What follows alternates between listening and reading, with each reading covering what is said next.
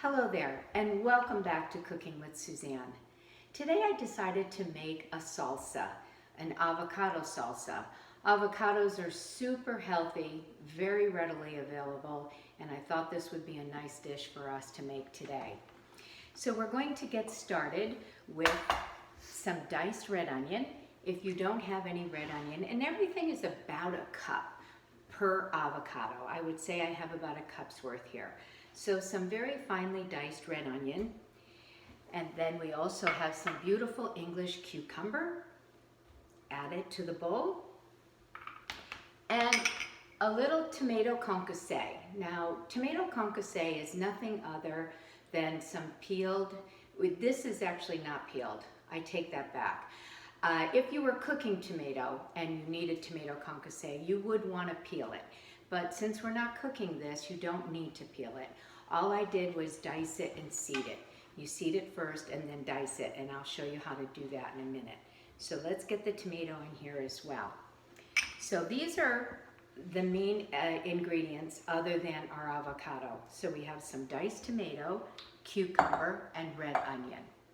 And here is our avocado, which you can see is nice and ripe and ready to enjoy. So Chef, when you were shopping for avocado, right, how can somebody tell that it's ripe, obviously, without cutting into it?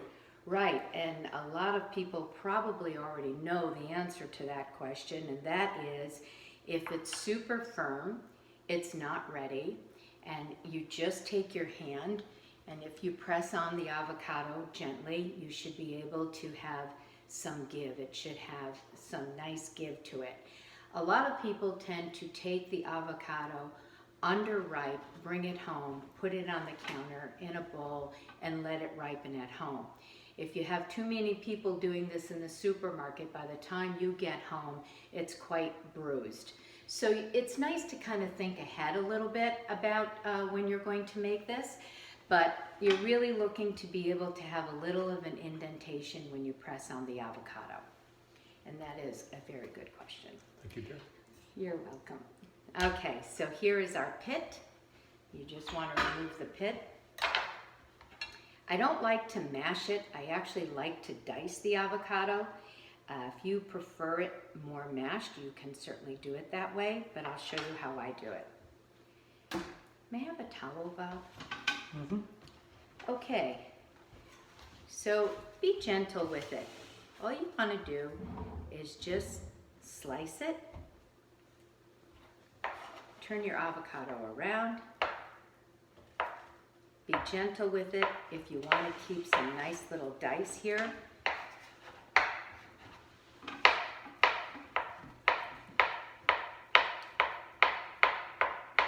like so.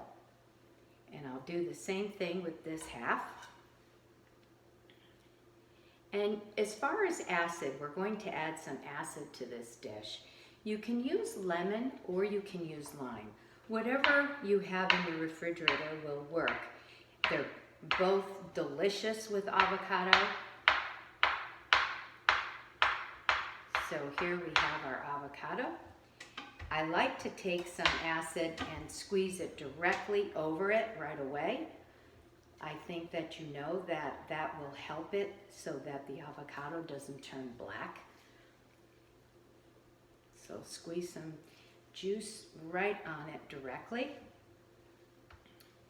Okay, and the other ingredients, you can use either parsley or cilantro or a mix of both. If you don't care for cilantro, feel free to use parsley. You could even put some chives in here. You could put some scallion in here if you like.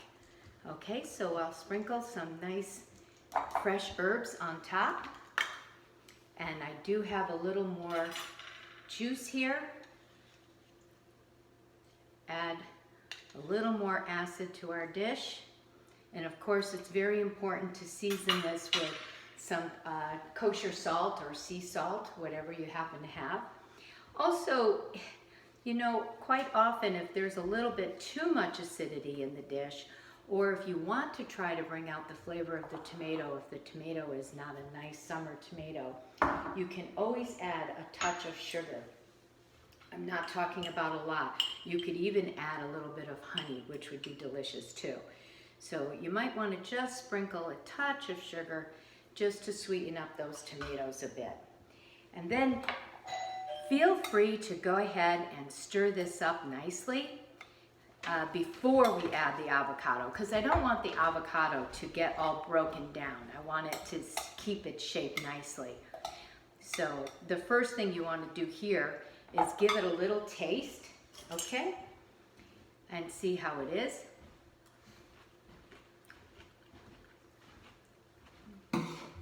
The acid is very nice. I think we could maybe drizzle just a touch more over the top.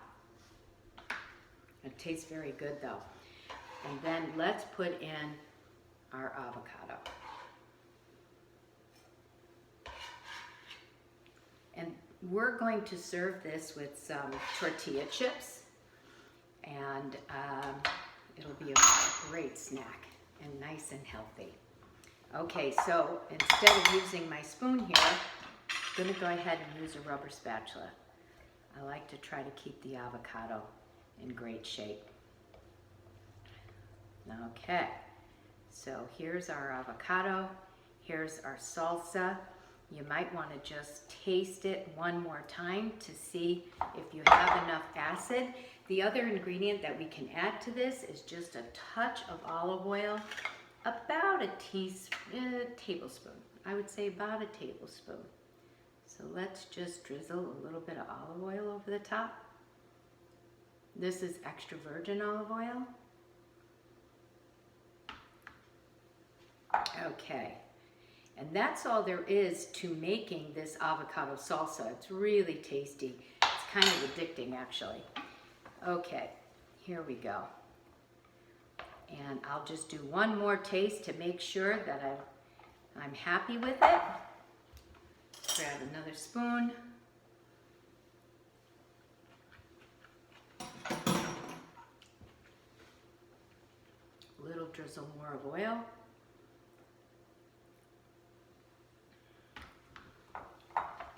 And I think it's perfect.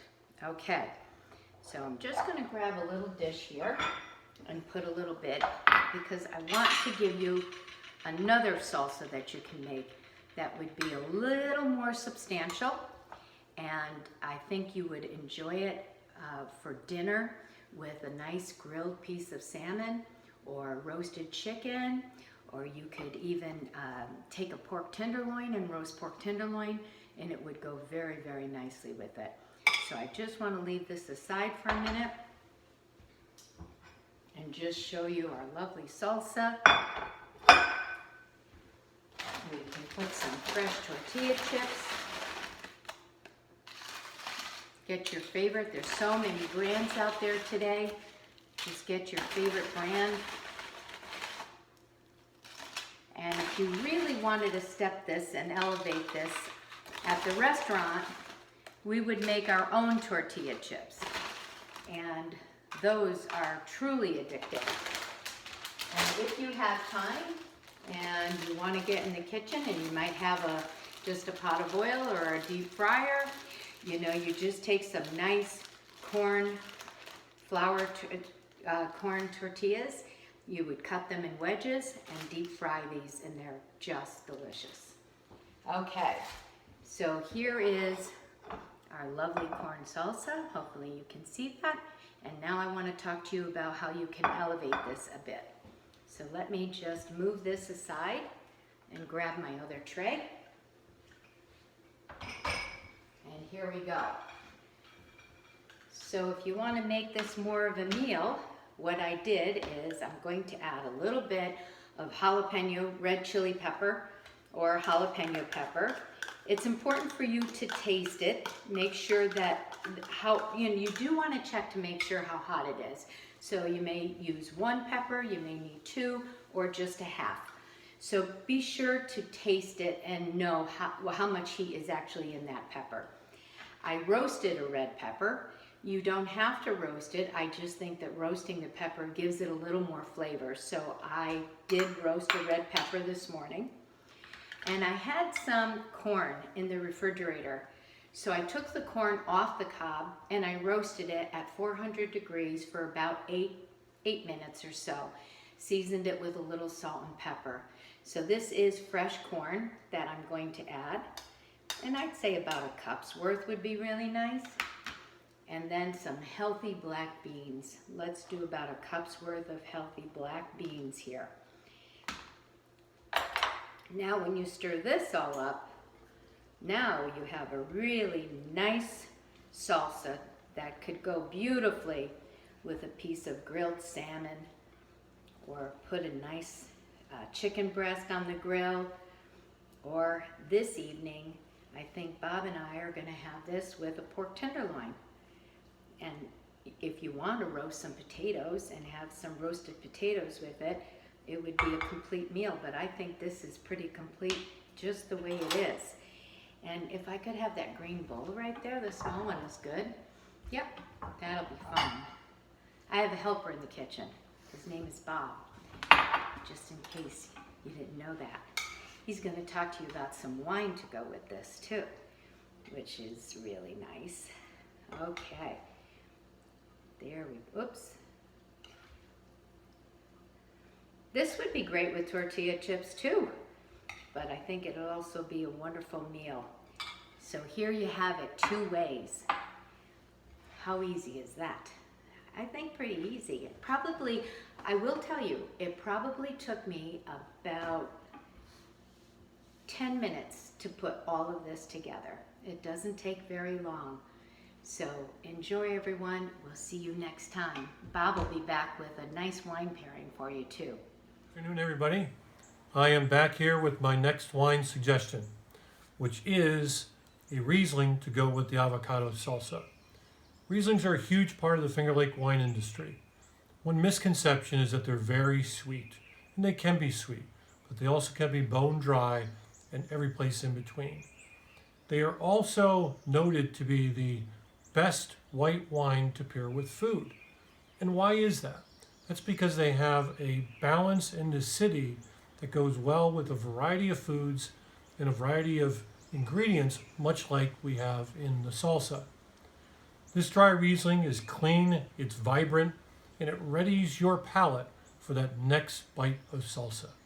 The wine pairing that we selected is a dry Riesling from Lamoreaux Landing in Lodi, New York. It is a couple miles away from Suzanne Fine Regional Cuisine. And please, if you'd like to continue seeing our cooking demos and wine pairing suggestions, please subscribe to our YouTube channel. Thank you very much, and drink Lamoreaux Dry Riesling. Cheers.